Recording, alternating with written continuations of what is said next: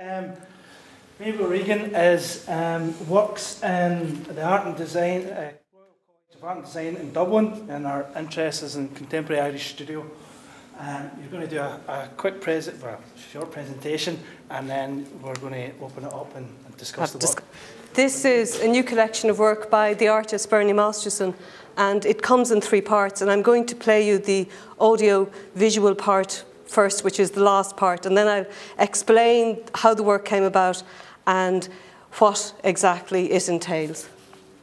So this is the lady in question, and you can also see a wonderful portrait which is painted by her daughter Bernie. Now this body of work came about really because her daughter was caring for this elderly lady, and like all of us, you know, when you look in the mirror you sort of begin to think, oh God, is that really me? And she was looking at a scar and she was questioning it. And obviously being a practicing artist, Bernie had a look at it and she thought, that's actually quite beautiful if you look at it, you know, in an abstract way. And she made a sketch. And this evolved into something that was the first section of the work. And we're going to look at the work in a moment. But I want to tell you a little bit about Bernie Masterson. She trained in Limerick Art School. You can see as you look around you just how accomplished she is. But what might surprise you is the fact that she's primarily known as a landscape artist.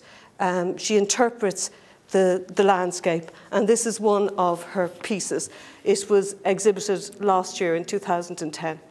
So just looking at the subdivision of the work, and you'll be able to look at this in more detail when you walk around the room and look at the pieces. The first part of the work is very organic, and it's almost abstract, and it's only when you look at certain pieces that they remind you of body parts.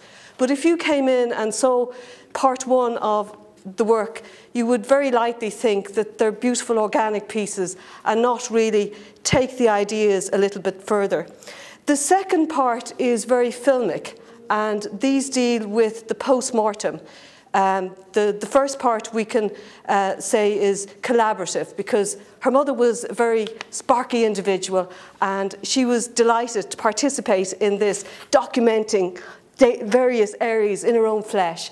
And then after her mother died, Bernie didn't feel that the work was over. She wanted to take it further, but she had brought up the subject with Jenny before that, and Jenny gave her permission to use her x-rays, and she looked at it in another way. So the second part is quite filmic, and the third part is the interdisciplinary piece that you've just looked at.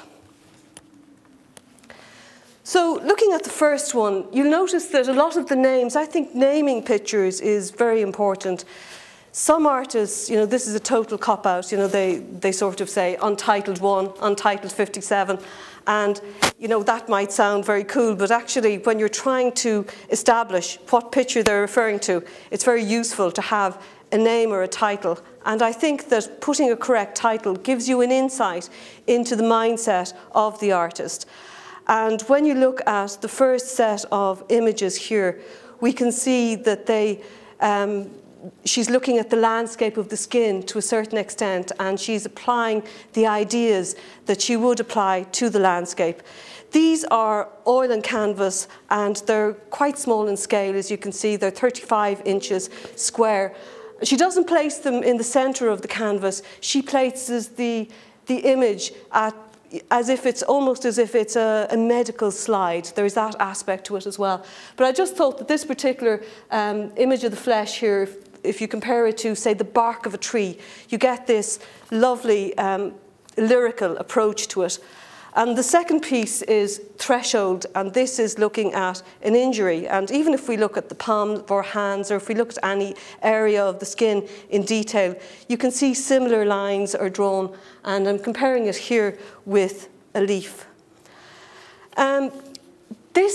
I think this one had a particular resonance for me because it's very recognizable, Jenny's left foot. But what is distinctive about it is the fact that she had an accident when she was quite young, a bicycling accident, and that affected her big toe. And it's almost, you know, divided in two. And this big toe was one of the items that she had to write down on her passport when she was in England during the Blitz and when she was working as a nurse. You had to have identifying marks, and this was her identifying mark. And to some extent, I know that my mother has a cockle shell toe, as she calls it. Somebody stood on her toe, and it has this unusual approach. And I think, you know, it's these sort of things that we remember from childhood, these little unusual marks on your parents and on the human body. The other reason that it sort of caught my attention is the fact that it fits in very nicely with the artist Frida Kahlo, the Mexican surrealist painter. And I'll be talking about Frida Kahlo again. Now, Frida Kahlo had an accident when she was quite young. She was 18 years of age, and it damaged her right foot in this case. And here you can see this image by Frida Kahlo. She talks about what the water gave me. And it's this idea of, you know, the 2 feet propped up in the bath and various things that are happening around her. You have this portrait, photographic portrait of her parents that she has reconstituted, and there are various different activities. You know, you get the fact that she has bidirectional sexual orientation and other aspects of her life, like her life in America, etc., all referenced in this image. This is another fascinating image. It's just age spots, if you like, but this has to do with the imagination of the artist and the ability to interpret something and to look at something and to see it as almost like a map of the Milky Way, the stars in the sky, and not to look at the negative. And I think that this is something that you find with both the artist, something she obviously inherited from her mother. You know, when her mother took the fact that her own mother died in childbirth, and she used that as a way forward into medicine and a way forward into making other people's lives better. This, again, is Bernie taking her mom's ideas and looking at the body and interpreting it in an interesting and an engaging manner. So that was the first part, and the first part is collaborative, and I think the fact that it was a collaborative collection. There are 16 pieces. We've only got a selection of them here on show today, and there are 16 pieces in the first section. And then she felt that she should go on and she should develop this work, and she should look at the architecture of the human body and the whole idea of somebody taking a photograph of your interior, which is quite amazing when you think of it. I mean, it happens all the time, but you're looking at the framework beneath the skin. And with that, she looked at these images, and I'm sure those of you who are involved in the medical profession here will be very aware of, you know, you take an image and you're really looking at it from a scientific point of view. You're not always looking at the person. But Bernie has managed to contextualize it by placing in the margins images that were important in her own lifetime. And these are very appropriate. They're sort of hidden or coded, if you like, because they're the old negatives. And think about somebody who's, you know, her florit, as we'd say in artistic terms, when her family was young and when things were really happening to her, would have been very much in the time of black and white photography. And she's using that, and yet it's just there in the corner, quietly making its own statement. I was looking at this, and it dawned on me that it's very much like this wonderful study of an elderly man by Annie Leibovitz. And she's a very famous photographer. She works for Rolling Stone. She's the person who photographed John Lennon in the final photograph of John Lennon lying in the fetal position on top of Yoko Ono was on the cover of Rolling Stone magazine. It was photographed just 2 hours before John Lennon was killed, shot dead.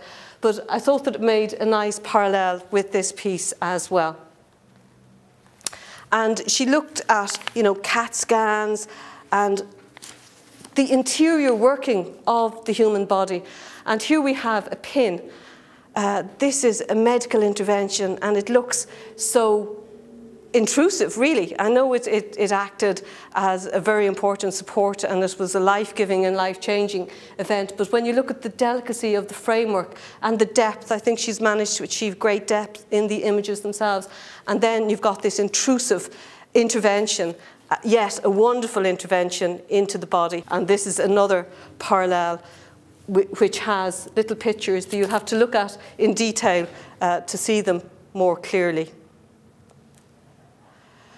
So the third part then was, after she had completed working on these filmic sources, and she juxtaposed the very personal family photographs with these very clinical images that came from medical resources, she moved on and she decided to make the final piece. And the final piece, I think, is a fascinating piece, because what she did is she combined the images in a slideshow, and she was trying to find a way to express, I suppose, the reversal of the womb situation. If you think about it, as a child in the womb, we all are used to hearing voices.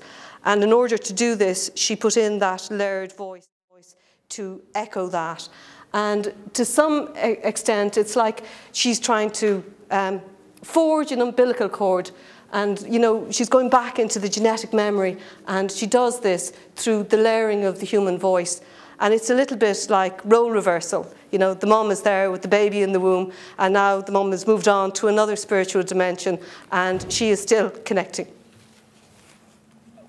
So when you look at this body of work, you're sort of trying to fit it into a genre and see how it works in other areas. And what I've done is I've just taken 3 images of death and just I thought to contextualize it to some extent.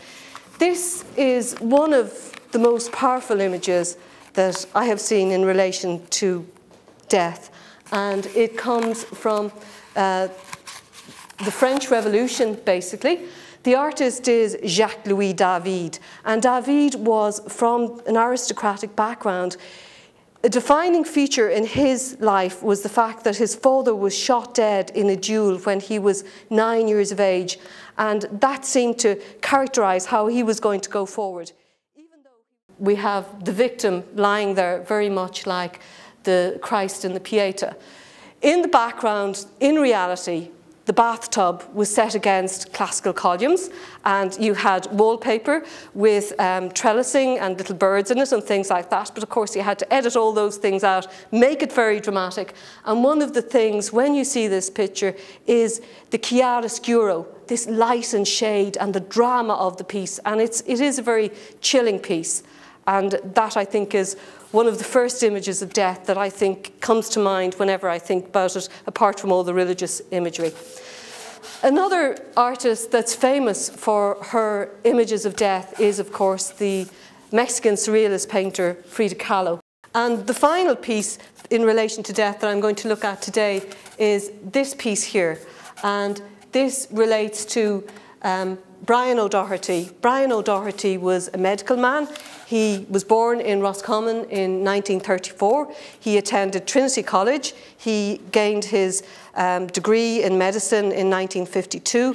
From there, he went on to do cancer research, and he worked in Cambridge University, and from there he was invited to go on and to work in Harvard. He became involved in making art, he became involved in art criticism, and he became a very important broadcaster in the field of art.